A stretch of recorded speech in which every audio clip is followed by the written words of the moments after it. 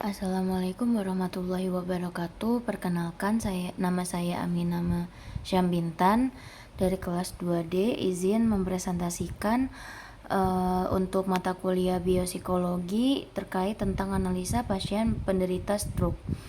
Nah, untuk stroke ini sendiri merupakan suatu sindrom yang diakibatkan oleh adanya gangguan aliran darah pada salah satu bagian otak yang menimbulkan gangguan fungsional otak berupa defisit neurologik atau kelumpuhan saraf.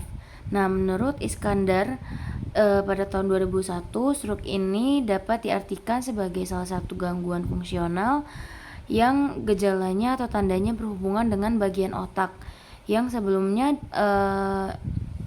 dapat diperkirakan sembuh total atau mungkin suatu cedera atau mungkin akan berakibat fatal, yaitu kematian, karena tidak dapat terhentinya atau tersumbatnya aliran darah menuju otak yang mengakibatkan pendarahan atau kurang darah. Nah, untuk stroke sendiri ini menduduki 3 besar dengan penyakit terbanyak setelah penyakit jantung dan juga kanker. Dan juga stroke ini merupakan penyebab kecacatan tertinggi di dunia menurut dari American Heart Association atau AHA. Angka kematian penderita stroke di Amerika Serikat pada setiap tahunnya itu dari setiap tahunnya itu mencapai 50 sampai 100 dari 1000 orang penderita. Nah, selanjutnya untuk jenis-jenis stroke ini terbagi menjadi 2 jenis, yaitu stroke iskemik dan juga stroke hemoragik. Stroke iskemik ini merupakan kondisi di mana aliran darah tersumbat dan menyempit akibat pembekuan darah. Sedangkan stroke hemoragik ini merupakan kondisi di mana pembuluh darah pada otak mengalami kebocoran atau pecah yang mengakibatkan atau yang menyebabkan penderita mengalami koma bahkan kematian apabila pendarahan tidak dapat dihentikan. Untuk faktor-faktor stroke ini terbagi menjadi 2, yaitu faktor yang tidak dapat dihindari dan juga faktor yang dapat dihindari. Untuk faktor yang tidak dapat dihindari itu terdapat usia, jenis kelamin dan juga genetik. Yang dimaksudkan di sini adalah usia yang semakin tua kita akan semakin rentan memiliki berbagai penyakit. Salah satunya adalah stroke.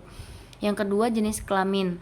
Jadi jenis kelamin di dunia ini terbagi menjadi 2, yaitu perempuan dan laki-laki. Untuk laki-laki sendiri ini lebih dominan atau lebih banyak ditemui menderita penyakit stroke karena memiliki pola hidup atau gaya hidup yang tidak sehat seperti merokok, minum, dan juga lain sebagainya. Nah, untuk yang ketiga itu ada genetik. Genetik ini jadi stroke ini dapat terkena dari faktor genetik yang merupakan misal contoh kayak om atau tante kita atau orang tua kita sebelumnya sempat memiliki faktor stroke. Nah, ada kemungkinan nanti di generasi-generasi selanjutnya itu mungkin anaknya atau cucunya, cicitnya akan mengalami atau terjangkit penyakit stroke itu sendiri.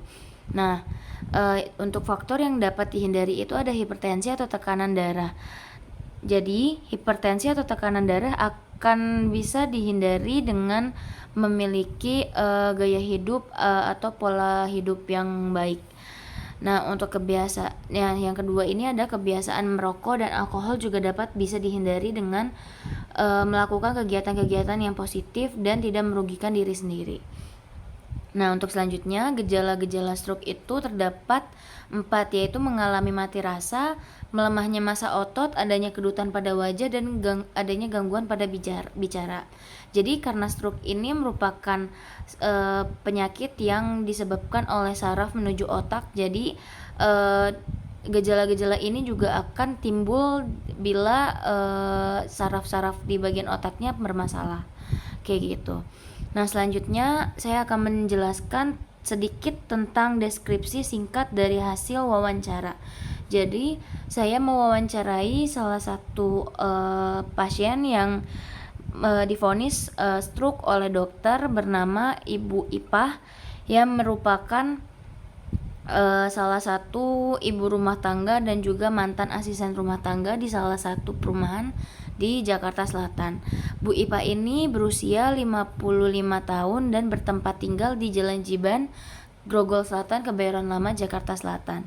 Nah, dari hasil observasi dan wawancara yang saya lakukan, jadi responden atau Bu Ipa ini sendiri divonis menderita stroke ini kurang lebih 5 bulan atau akhir Januari kemarin, akibat tidak beraturnya pola makan dan juga kelelahan dalam bekerja, yang mengakibatkan tensi tekanan darah naik dan melemasnya beberapa organ tubuh.